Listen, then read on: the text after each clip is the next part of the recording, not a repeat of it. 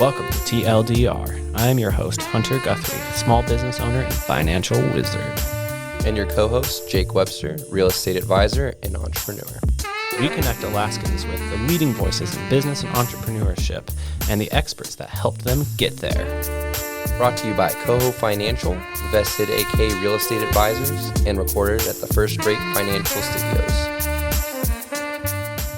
All right, so welcome into the episode. Today we're joined by David Freedman.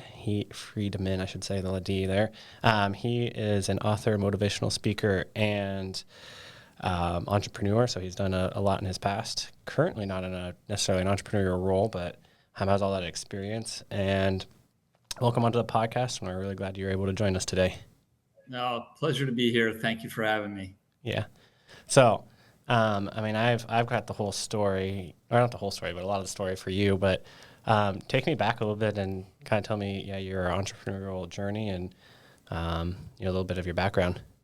Sure, I'd be happy to. So, I'll go back to all the way to my early childhood and how, I always wanted to be number one, the best at everything. I just, it's just the way I was. And at a very young age, my parents bought me my first copy of the Guinness Book of World Records. Mm-hmm. And so I was just absolutely fascinated with that book and wanted in the worst way to set a world record. So I spent a long time going through this book as a young child and finally came up with the record I wanted to chase after, which was the pogo stick record.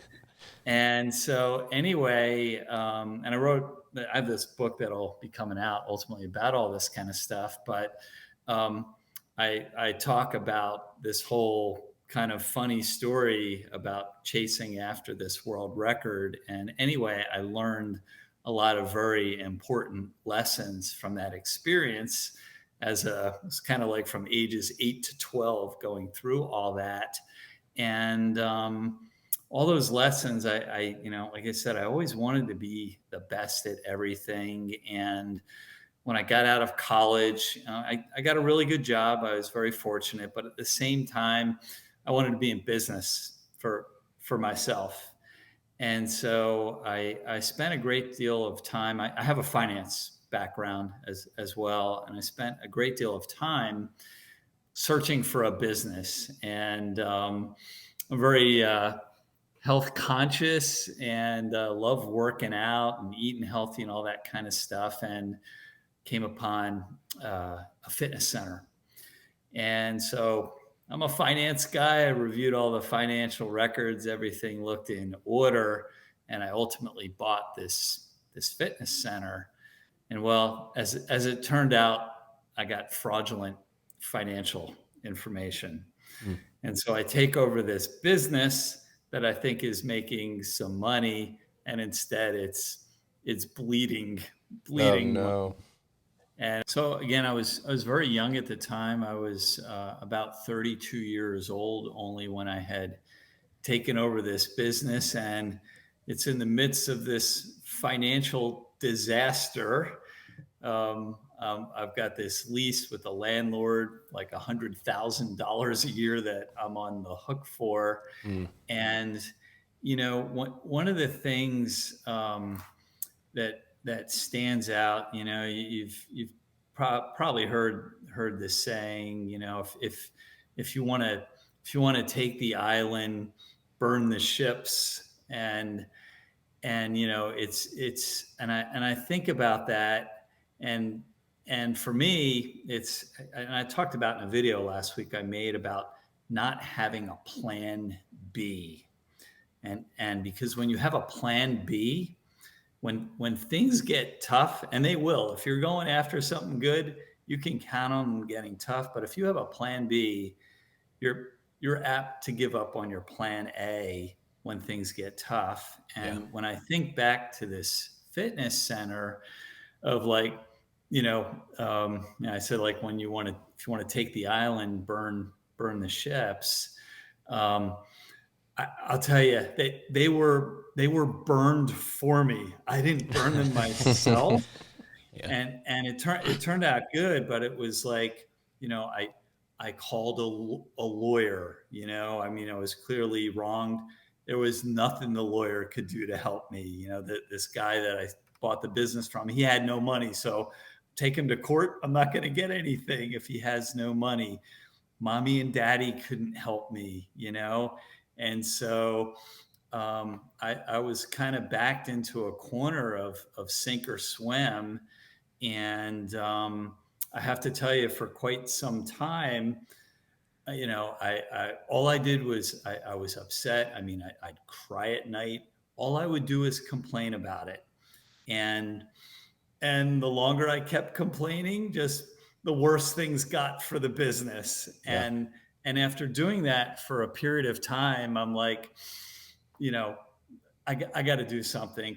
Complaining is just, not making forward progress. And so I took all that energy that I had with complaining and feeling sorry for myself, and instead coming up with a plan to turn this business around. And, one of the lessons I had learned from this world record chase, and I call them laws of success, was called the law of smallness, which is conquering a mountain is nothing more than climbing a series of small and manageable hills, one after another. And so when I looked at this fitness center and how bad it was doing, and it seemed like this gigantic mountain I had to climb to get out of this financial mess. And really, I've learned any big daunting task, almost without exception, can be broken down into small and manageable pieces. And so really what I did was I took a very close look at that business, and I analyzed every single aspect of that business. And what I did was I literally I took a sheet of paper out, and in the middle I had the customer, right? I drew a circle around the customer, and then kind of had all these little sort of pie slices with the things I could do to influence the customers and get more of them Hmm. and get more sales. And I took each of those pies kind of as a small and manageable piece, and address them one at a time. So, and one of the things I learned also was, and I wrote another one of these laws of success, as I call them, was the law of difference, which is great minds don't think alike, great minds think differently. And when I had that business at that time, again, this goes back quite a few years. Um, if you read all the advice on how to run a fitness center, it was like, don't cut your prices, keep your prices up. At the time, it was like in the $400 to $450 range per year at that time. Yeah. And it was like, don't cut your prices, hold them and everything.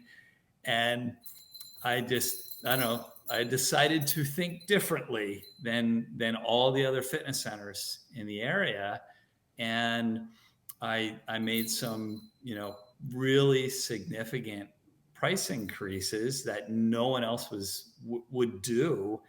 And my customer base just grew dramatically as a result of doing what no one else was doing at that time. The fitness market is very, very different, at least these days, out where I am. Um, but so that was one thing that I did, was just, you know, did things differently. It's like, if everyone's goes right, go left. And that was one of the things I did. The other thing that really, and maybe it sounds like a cliche, but is I just had a laser beam focus Mm, on customer satisfaction. Yeah. And, you hear this all the time about how, certain businesses are word of mouth. Well, I could tell you the fitness center industry is really word of mouth advertising. And so if you please and really satisfy one customer, that one customer can turn into 10, and each of those 10 can bring you 10 more. And, I think back of just some things that I would do. So, a lot of places have, perhaps like a suggestion box, that kind of stuff. Businesses do that. I called mine an idea box. And anyway, I had a form that folks could fill out if they had ideas or suggestions. And I would personally call them on the phone when I got that. I'd thank them for their idea.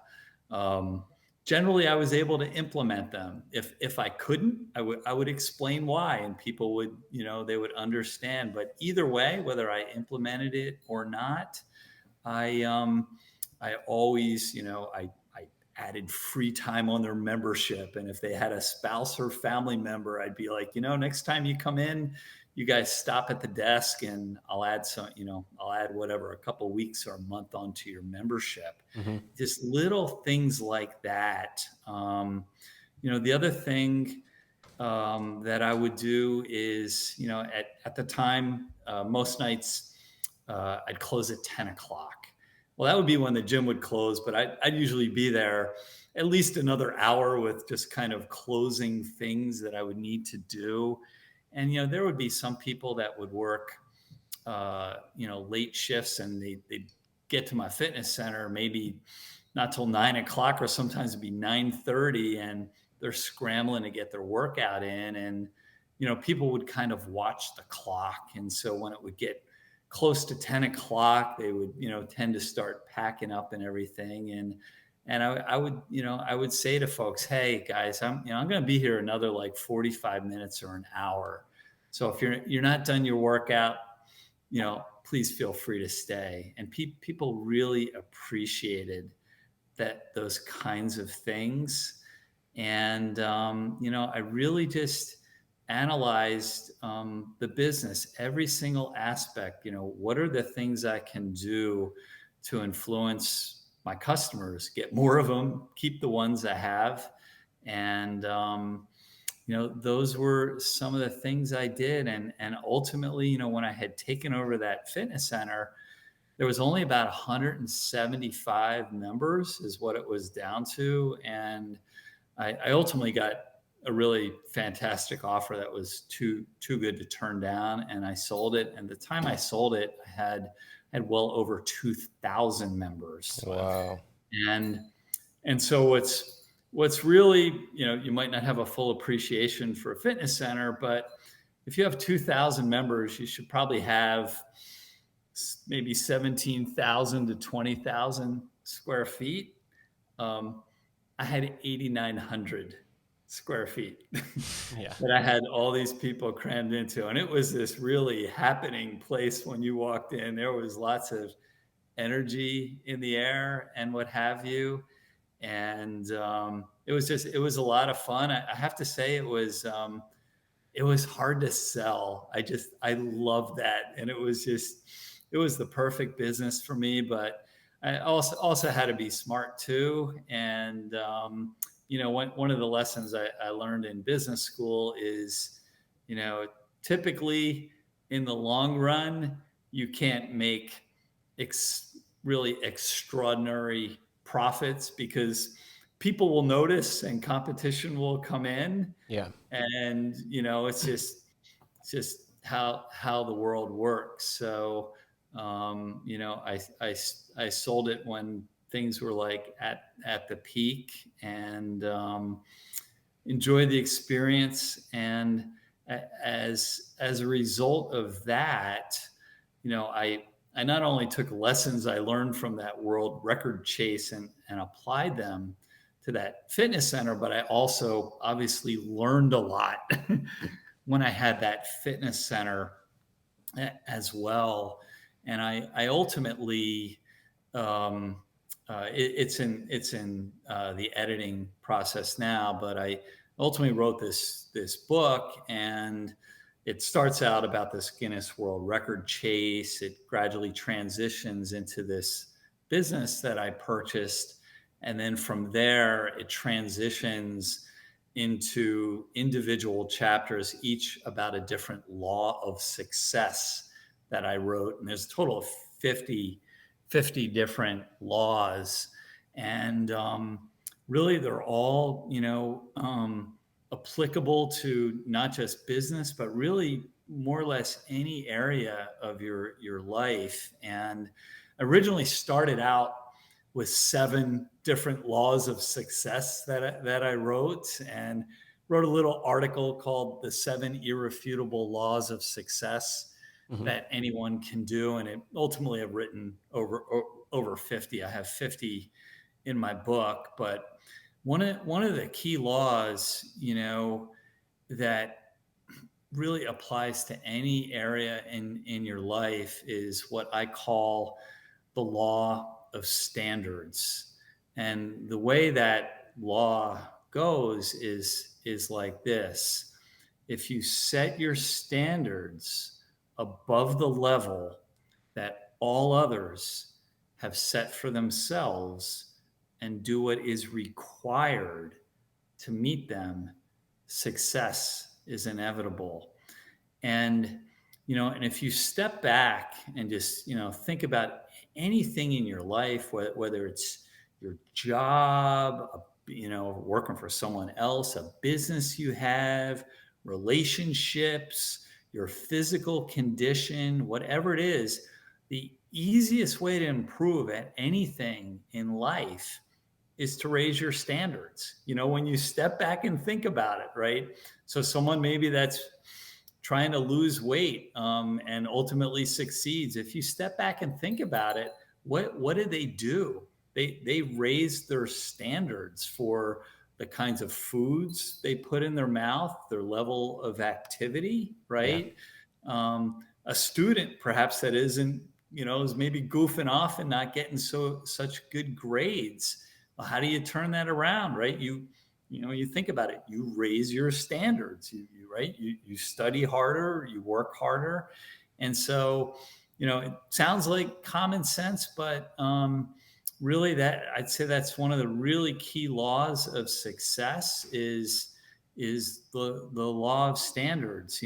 Some other things that I've written, and this really, I think, goes a long way, is I call it the law of excuses. And it's so easy, right, to fall into that trap when things aren't going well and making excuses. And when I took over that fitness center and it wasn't doing well, all I did was complain and make excuses. Well, that doesn't, excuses don't accomplish, don't help you achieve any goals. So Hmm. this law of excuses I wrote basically says, in the history of mankind or womankind, um, an excuse never achieved a goal. Goals are achieved through the summation of consistent, focused, daily, and unspectacular actions, Mm. repeated day after day. And I really want to emphasize the word unspectacular actions, because so many times we think that to achieve something really great requires this incredibly amazing Michael Jordan like talent, Yeah. to pull it off. And I had done a presentation a while back to a bunch of leaders at a hospital, and I talked about that. They were struggling with some things, and I played two brief videos to make a point about just how achieving something great really can be done one of two ways. One, having like that Michael Jordan like talent, right? You can do like amazing things. And so I showed a very brief video clip of there was a guy a number of years back, a pitcher for the Chicago White Sox named Mark Burley, who had a perfect game going into the ninth inning. And so in the ninth inning, they took out the regular center fielder and put in this other guy off the bench who was a better defensive player to, try and preserve his perfect game. So anyway, to make a long story short on that, this guy's been on the bench the whole game, right? There's a perfect game on the line. He goes out in center field and the batter hits this towering fly ball over his head. It's going to go over the fence. And you've probably seen videos of guys like Ken Griffey or other, like robbing people of home runs. But this by far for me was the greatest catch I've ever seen in my life under incredible pressure. But my point with that was, so that is one way to accomplish something great, right? Is having that amazing talent. But then the next video that I played was, being a Philadelphia Eagles fan and kind of growing up in that area, was from the 2017 Super Bowl.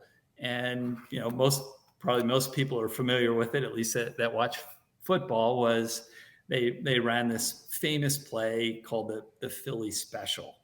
But when you step back and look at that play, that the center kind of hikes the ball to the running back. The quarterback steps to the side. He tosses it, makes an easy toss to another guy. And the other guy just throws this easy pass to Nick Foles, the quarterback, in the end zone, and they get an easy touchdown.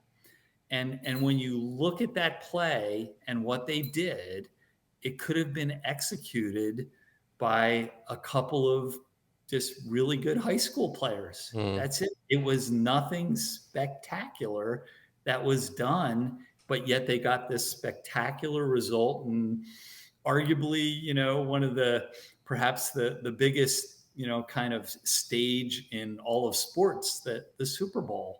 Yeah. And so my point of all of that was, and it applies to business or, really anything in life, to get a spectacular result.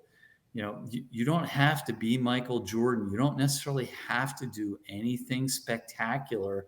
It's really the consistent day after day after day, doing the little simple things, doing them well. And typically they're the things that other people don't want to do. They aren't glamorous. They aren't exciting, but over time they stack up, and it's kind of like you guys are in Alaska. And so I'm thinking about snow and, picture the little snowball, at the top of the hill, and, it rolls down, it picks up speed, and it just keeps getting bigger and bigger. And, that's what happens when you take these daily small steps consistently day after day. You get really, really great results, and I didn't turn this fitness center around, overnight, although it was relatively quickly. And, but it was every day, consistent. What do folks want? I did research. Well, at the time, the most important thing to women in a fitness center, I don't know if it still is today, was cleanliness. Yeah. And to guys, that was number two. The equipment itself was number one for guys. So I made sure that we, really stepped things up, and we put policies in place to keep the place sparkling clean. And especially with 2,000 members. Now again, this was way before COVID and stuff too, keep in mind. So, it's a different environment. And, I had just tons and tons of equipment. But, one of the things I did, I remember when I took the business over and, got some training from the previous owner and stuff. And, he was saying about, like then after the fitness center closes, you go around, you wipe down all the equipment, make sure it's nice and clean for the next day. And, again, things were different back then than they are these days. And I thought to myself, picture you working out in a fitness center and you never see anyone actually clean in there, right? You, Mm-hmm. you don't know. So I made it a point, for whether it was me or my team that was working is, guys, we want to be wiping down the equipment when it's real busy and people see us doing it, so they know it's clean. And at the time, other places weren't doing stuff like that, and again, just like little things. I remember also, in the summer times, like some of the fitness centers in the area, to kind of save money, they wouldn't really crank their air conditioning, or I'd see I've been into a this. few of those ones. Yeah, yeah. I Just remember this sweltering. one fitness center, it was like in the summertime, and it's like they had their windows and door open to like try and let the air in and save on air conditioning. I did the exact opposite. I cranked up my air conditioning in the summer. Like when you walked in from the outside and it was like 90, 95 degrees and humid, and you came into my fitness center, you're like, oh, this feels so good. Mm. Now granted, my electric bill for the air conditioning was like really, really high, but really just a couple of memberships, retained, or new ones, more than paid for the higher electric bill. It was just, for me, it was common sense. And I'd love when I'd see other places doing like that. I'm like, man, you dummies. Anyway, that one place actually closed down, and I basically took all their members at one point. And one of the things that I did with that, again, just a little bit different, people that had come from that fitness center, a lot of them, say maybe had a year membership and the place closed down and they had maybe 6 months left on it, or 8 months, and they're kind of like feeling ripped off. They check out my fitness center and they're apprehensive. Yeah. They just kind of lost money. And like for every single one of them, I said, if you buy a year membership here, whatever time you have left on your other gym, I will just add it right on. So, someone had 10 months, they paid for a year. I gave them a year and 10 months. They had 6 months, a year and 6 months, whatever. And, little things like that, and they really appreciated it, really make a difference. That literally buys loyalty. Absolutely. Well, I'm gonna butt in real quick. Yeah, please. You just said something, and I'm guilty of this. That common sense is not so common, and it sounds like as you're talking, you have this keen sense of value, of how to give value. And I'm just curious, how have you cultivated that, or was that just through the feedback you were getting? Because I think that's something that makes a lot of entrepreneurs stand out, is that keen sense of how to give value or what people find is valuable. Well, yeah. So great question. I'll have to say, so, I've worked at some great, besides having my own business, I've worked at some really great organizations throughout my career, prior to when I owned that business, and played really close attention, to what the CEO and COOs were saying. And I really, a lot of that kind of stuff, and creating value and putting the customer first, and we all hear that, but people don't do it, There's so much scarcity mindset too. And I mean, not to harp on Anchorage, but it seems like it's more prevalent here than I've experienced in other places. And there's a lot more penny pinching. I mean, you walk into a lot of businesses here, there's not a lot of focus on aesthetic or giving this user experience. Mm-hmm. They're just focused on profit or getting by. Yeah. And it's, I always, when you talked about value, so I'll just share another thing, that I did. And this was really before it was really, thought of as like kind of a health hazard. And if I had a fitness center, I wouldn't have one of these. But back when I bought it, like tanning was pretty popular, and it had a tanning booth, and I would not recommend people do that at all. And if I had the fitness center today, I wouldn't have a tanning booth in it, but anyway, just, talk about thinking differently and stuff. And I've since, it's funny, I've seen other places copy this over the years. To the best of my knowledge, I was the first one that ever did this. Again, this goes back many years, but I created this special package. It was unlimited tanning for like $19.95 a month, which at the time was like unheard of.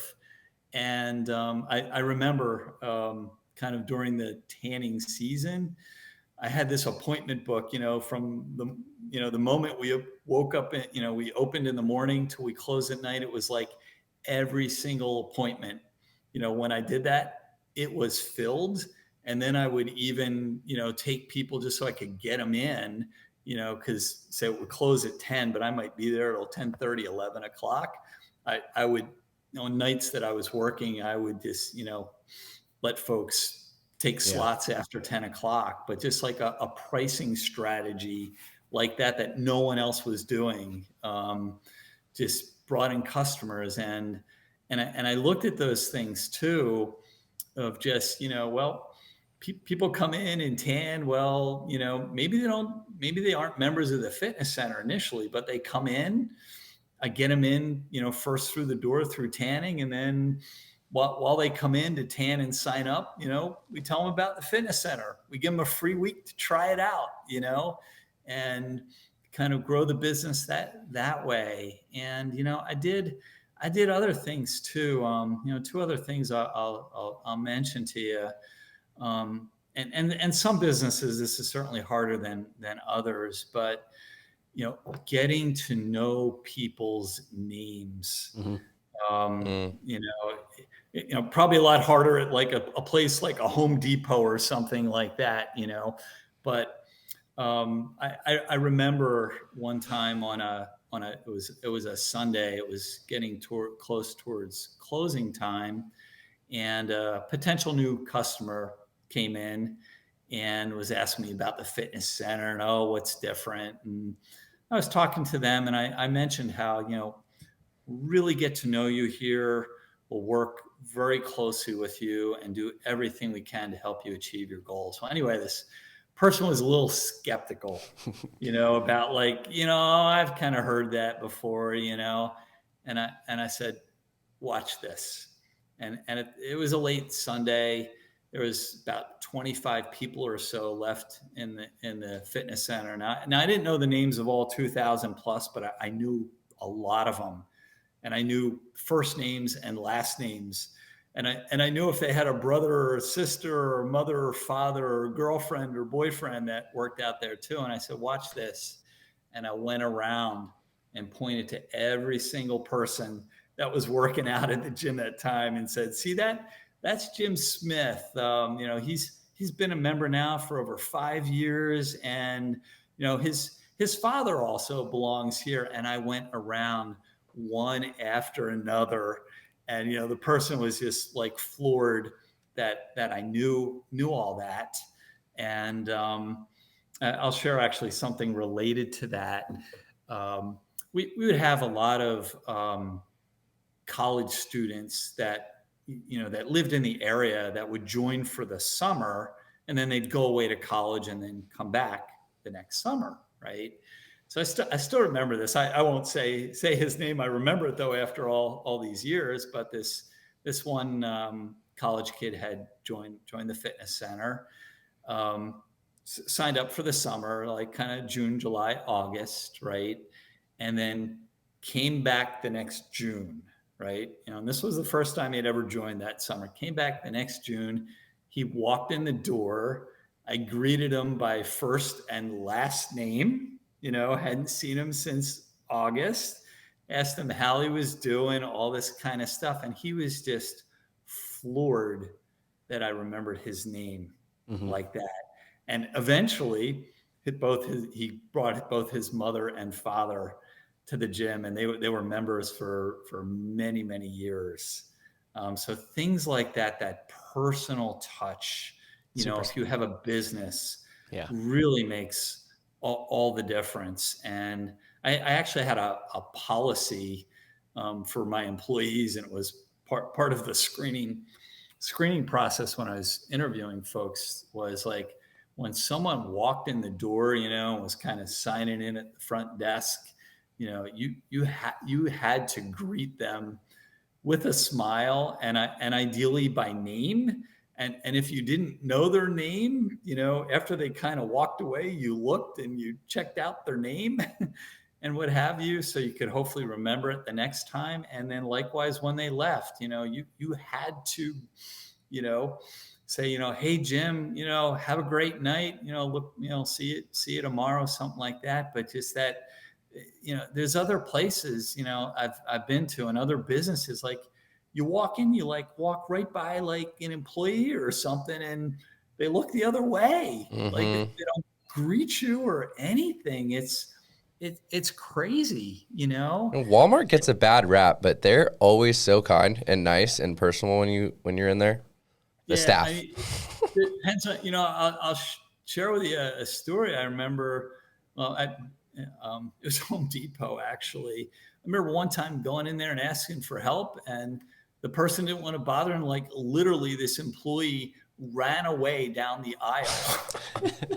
You're like, they didn't want to bother, And then just like another thing related to a business, whatever you have is, I think about that, if I go into, say, like Home Depot or Lowe's, something like that, I'm looking for some little, nut or bolt or something like that. And I'm a busy man. I don't got like 20 minutes to try and find something, so I'll like walk in a store like that, and I'll ask, hey, I need one of these. Can you show me where that is? And the overwhelming majority of the time, they'll say, well, like, walk down there to like aisle 27, go down the aisle. Like, I think it's on the left-hand side. And I'll be like, could you take me there and show me? And, it's funny, actually, this was just like 2 weekends ago. And I remember the person like, okay, sure, and they were nice. So anyway, they go and take me there. They're having trouble finding the item. It's like, picture me like the employee can't find it. yeah, You want to send me there, and it takes, so it's like, don't run a business that way. And that applies just to your life as well. Like, don't treat others like that. You know what I mean? It applies not just to a business, but just your life in general. Is that how you really want to be treated? It's a shame, but those personal interactions, I think it's John Maxwell. It might not be John Maxwell, but he's talking about 20 years down the road, the standout professional is just going to be able to make eye contact and hold a conversation, which is so awful. Disappointing. But I'm seeing it more and more, especially with kids coming out of high school and the younger workforce. It's oh my goodness, yeah. I know what you're saying, but just little things like that just really make a difference. And again, not just in business, but in life. If whatever, would you want to treat your best friend that way? If they need, if they, if I don't know, they're over at your house and maybe they're helping you out, and they ask you like, hey, they're helping you paint. Like, where's the paint? You're like, oh, well, it's out there in the shed. I think it's behind all this stuff. Like, would you want to do that? Or like, hey, let me go out there. I'll find it for you. Just little things like that, whether it's business or life. And to me, so much of it is common sense, I think. And I think also too, with business, people are short-sighted, and they try and, they're penny wise and dollar foolish, and I go back to that just air conditioning example how, I don't know, my fitness center was like 65 degrees in the summer. It was like you walked in, it's like, boy, this feels like amazing, when it's Yeah. 95 degrees outside, and like On top no of one was working out. doing that, you know. And I remember there was another fitness center. It was a lot more expensive, and these places used to kind of send like spies into my fitness center to see what they were doing, and because like you pulled up to my fitness center, and the parking lot was just jam packed, Mm. and other places were trying to figure out what I was doing, and really it wasn't, it wasn't rocket science or anything like that. It was making the customer feel important and special, and some other things I did, which when you have your own business, you can do this. I would do special things for folks. So maybe I have someone that was, you know I remember this. It's like a gentleman came in. He was like over 400 pounds, and gave him a lot of credit for, coming in and wanted to take action. And so I worked with him very closely, and I gave him all these special incentives. It was like, okay, when we accomplish this goal, you get to pick out a free sweatshirt, whichever one you want, and I had all these little different things, kind of free things that I gave him.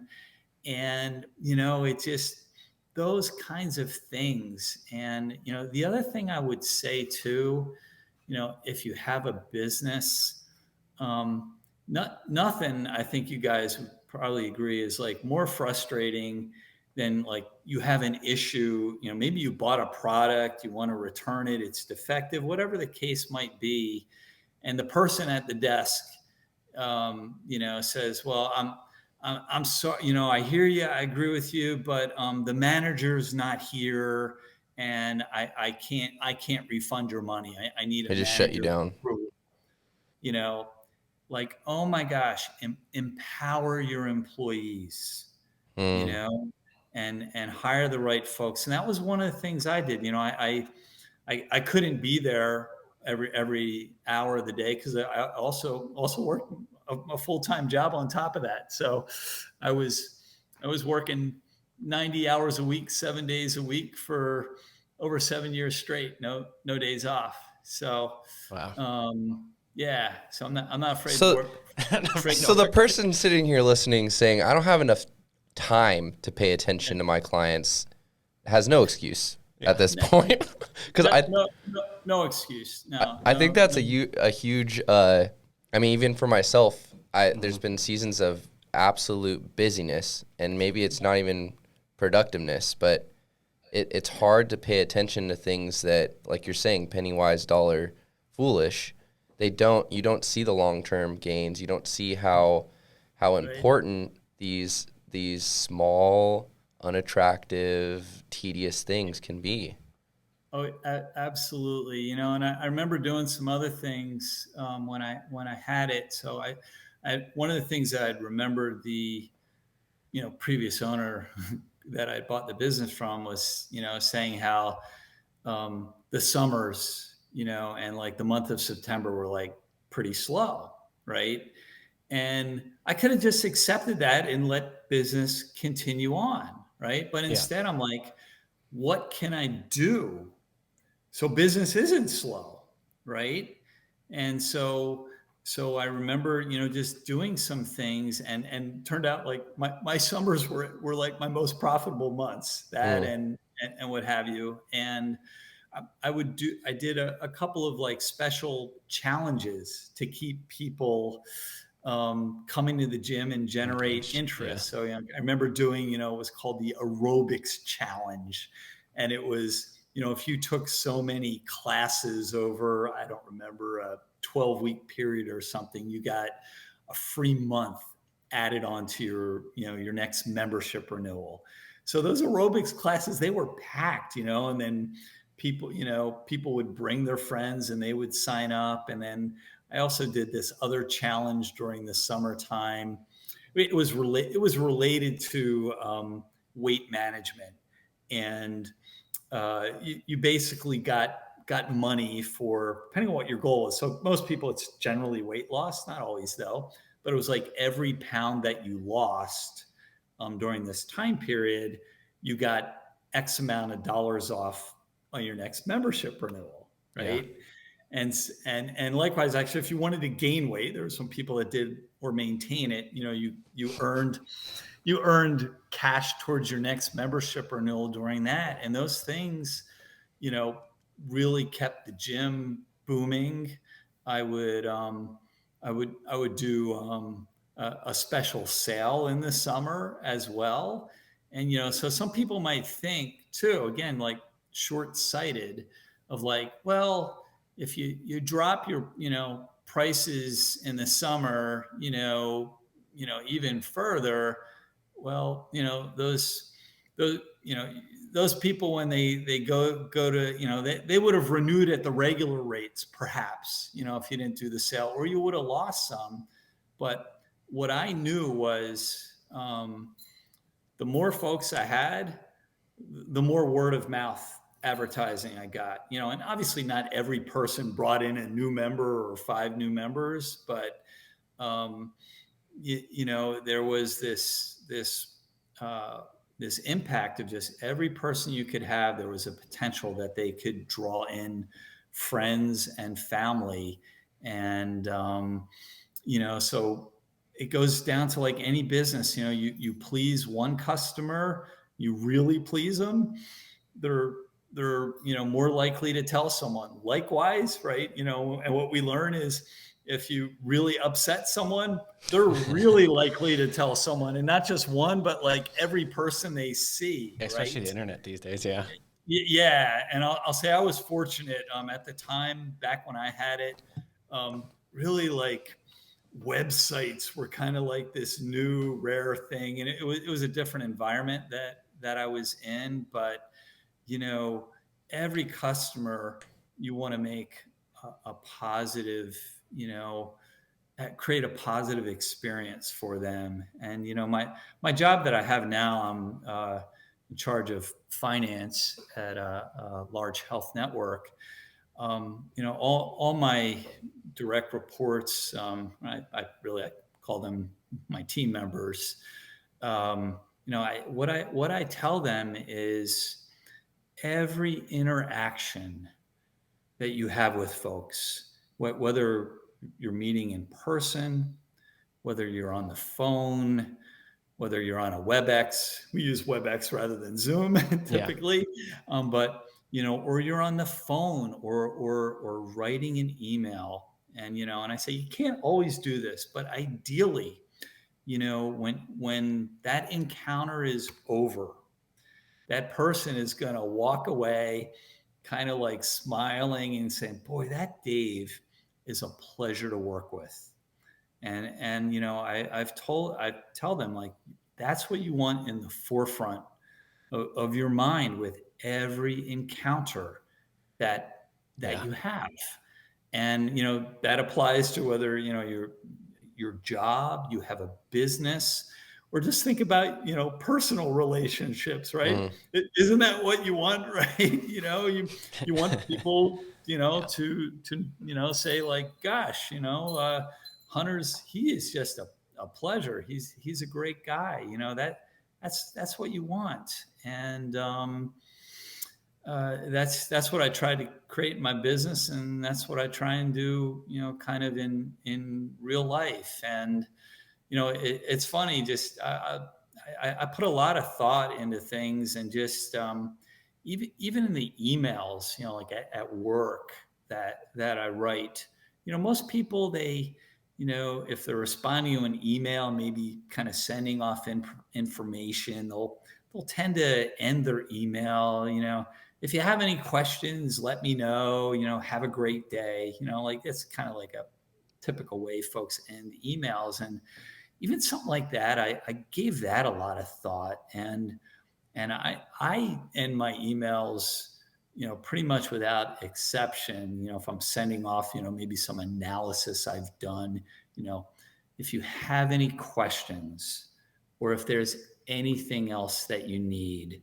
please let me know and I'll be happy to help you. Now, how many emails have you gotten from folks that end their email like that? Probably none, right? That's how I end all of mine. And I mean it too. And those kinds of things, if you have a business or whatever, creating that positive perception and not just being a perception in this act, but a real. it's really Has to be followed through. Be you, and sincere, and that would just be a lot of advice I would give folks, and I think it just like some of the other laws of success that I have. It's funny. I made up these. I'll have to send you guys these. You have to give me your Please do. The I little made magnets, up these magnets. They're shaped like a law scroll, and this has my first 7 laws of success that I wrote on them, and I've talked about some of them with you, but nothing is really in life. We tend to think that things are so difficult, and it's just little tiny shifts typically are all that are required those little hills, right? To achieve success. And one of the other laws I wrote is called the law of perseverance, and the way this one goes is impossible is a temporary state for those willing to do whatever it takes. It's a permanent state for those who give up. And that was gonna take a second to digest for me. I was like, all right. I was just letting it wash. Yeah. I like that a lot. Yeah. And I think to myself of just, one of the things that I've learned, and I talked about this on a video I did the actually like 2 weeks ago, and it's a really good video. I'd really encourage folks to watch it. I posted it 2 weeks ago, and it was a video about if I could go back in time and have a conversation with my younger self, what would I want him to know? And, one of the things I talked about in there was, and it ties into perseverance, was having endless patience with others. And what I said was, it's a wonderful gift that you can give to others and also to yourself. And it also ties into, success in business or anything. When you think about it, when we quit and give up, I mean, basically what it is, when you step back and think about it, is, we no longer believe it's possible, and we've run out of patience. We no longer have the patience to continue to keep trying and trying, right? That's what it is. When you think about it, it's a loss of patience. And I'll say, I had a wonderful father growing up. He's now 90 years old and everything. Fantastic father. Everyone, I shouldn't say everyone, but everyone says, man, I had like the best dad in the world. And well, to me, he was. But one of the things about my dad, and I'll say I'm glad. So he's just absolutely fabulous in so many ways. But the one fault that my dad has is a lack of patience. And I actually not that it's excuse, because I don't believe in excuses, but he did have a very, very stressful business that he owned, really difficult clientele that would try your patience. Again, I don't believe in excuses though. But anyway, as a result of that, my dad wasn't a patient person, and a kid could grow up and go one of two ways with that, right? They could they could mirror their dad, right? And you could ask them like, well, gosh, Dave, why are you so impatient? Well, and I could say, well, what do you expect? I grew up that way. That's the way Mm, my dad was. Or, the way I was I was like, I don't ever want to be like that, you know? Um, and I really, I, I, I have endless patience with others, and people really appreciate it. And it's, it's a gift that you give them, and it's really a gift that you give yourself, because they appreciate it, and Definitely. it also ties into, like I said, perseverance and a business. When I had that business, um, I could have just, I could have let it go bankrupt and think like, not had the patience to stick it out and everything, and just eat my losses and be done. It would have been a pretty big loss and stuff. But, I persevered. I had patience. Yep. I thought differently. And, I go back to, I guess, early on, I talked about the law of standards, and really what I did, when you think about it, is I looked at every aspect of that business, whether it was cleanliness, equipment, the temperature that we maintained in the fitness center. It sounds funny how we greeted our customers, our pricing, our advertising, you name it. But I basically went around with everything, and I raised our standards, mm, and that's what I did. And what I'd say to folks, whether it's business or life, think about all the things that you have control over, and if you want to get better, raise your standards in all of those aspects. Whether it's your business or in your life. Yep. Um, and it's really it's not that complicated. I think in general, It's not. things aren't hard, but I think as a result of things being easy, they're also easy not to do, right? Yeah. It's that you common know, sense stuff. It's everybody knows it. Just got to do it. yeah. And, I will say this, and maybe but I think almost everything, people say, oh, well, that's just, that's not me, or I'm just like not genetically that way, or what have you. I think, I was going to say, ever since I was a little kid, I was very, very self-disciplined. Yeah. And other people might say, "Oh, well, I can't lose weight. I just have no discipline or whatever." It's really it's not this genetic thing. I mean, maybe there's some of that, but it's really being disciplined it's a conscious decision, really, and just like getting up in the morning, you make a conscious decision whether you're going to have a positive attitude or a negative attitude. And that might be maybe one of my most popular laws of success. I get a lot of comments on it. I call it my law of attitude, Yeah. which is how things appear to the naked eye doesn't really matter. It's the lens you decide to view them through that counts, and that will make all the difference. And it really is. When you wake up in the morning, it's a decision. And I think about my job. I people ask me about my job. You like your job? I always tell them I love my job. Decision. And if I wanted Yeah. to, honestly, I could come up with 100 reasons not to like it if I wanted to.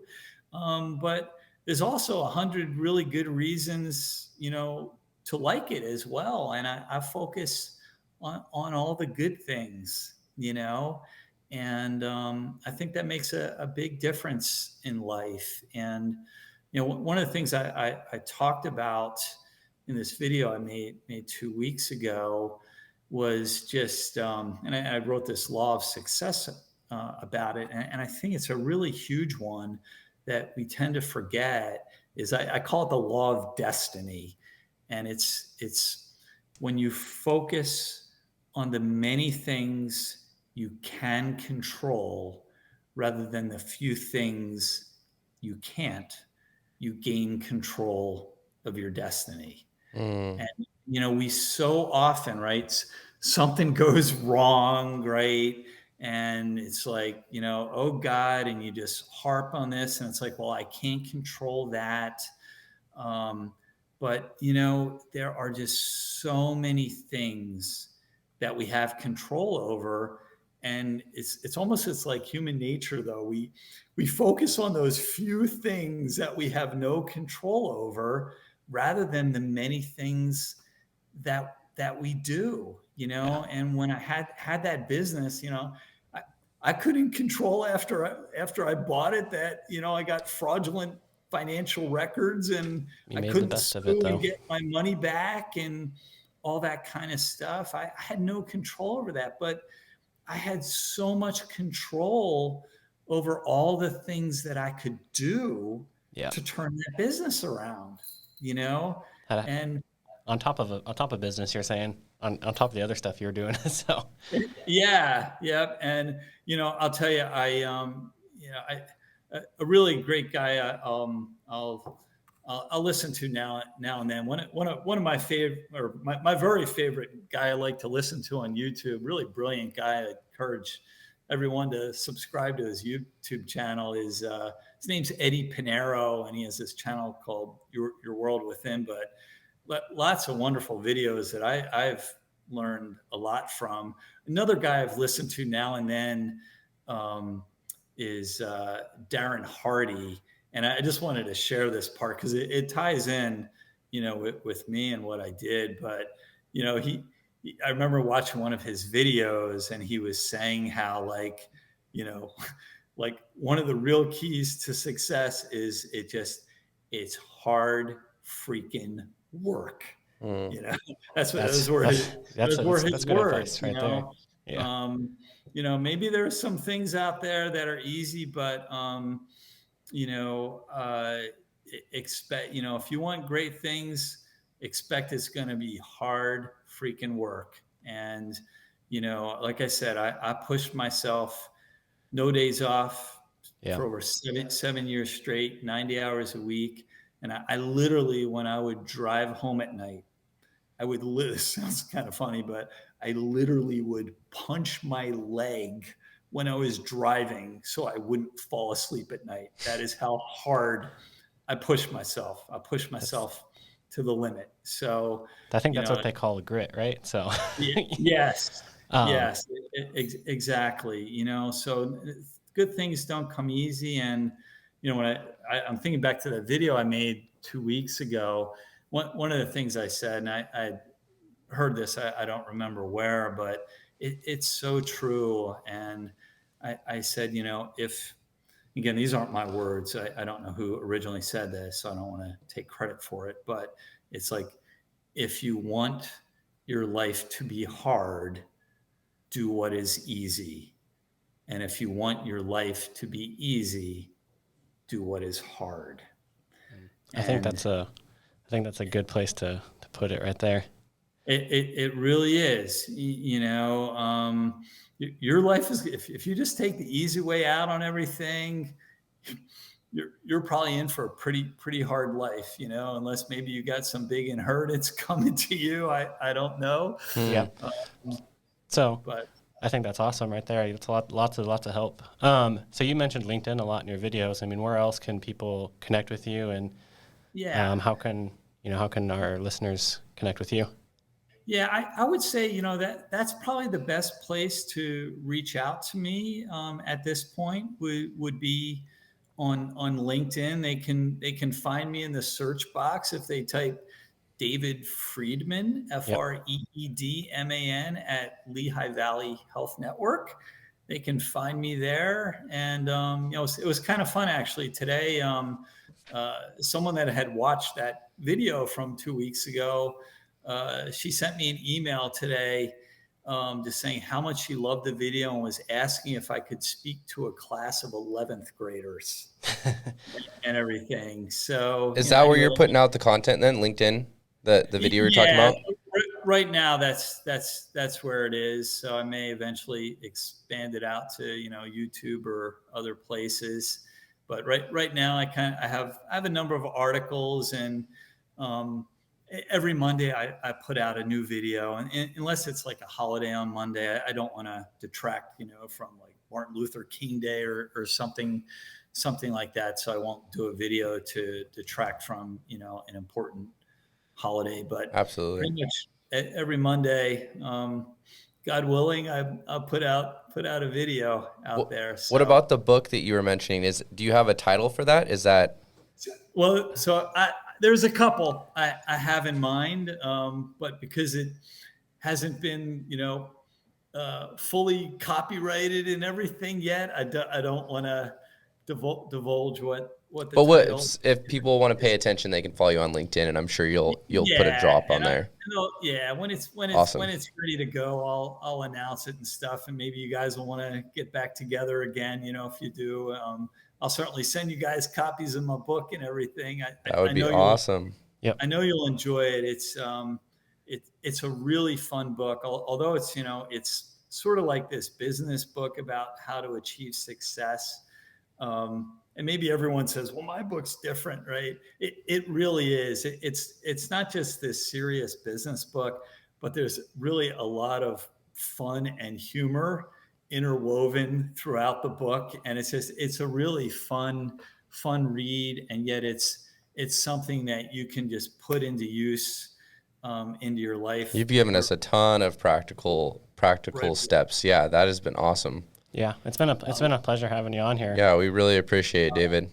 I really enjoyed it. You guys were wonderful. I really appreciate you having me on your show. If you're ever out in Pennsylvania, please give me a shout. I'll take you around, show you all the good, absolutely, good fun sites and what have Vice versa, if you ever make it up to Alaska, frozen north.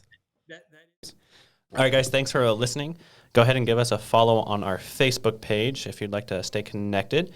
And if you want to go deeper with us, join our Facebook group. And here you can join the conversation, share resources with each other, and network with other like-minded people like yourselves.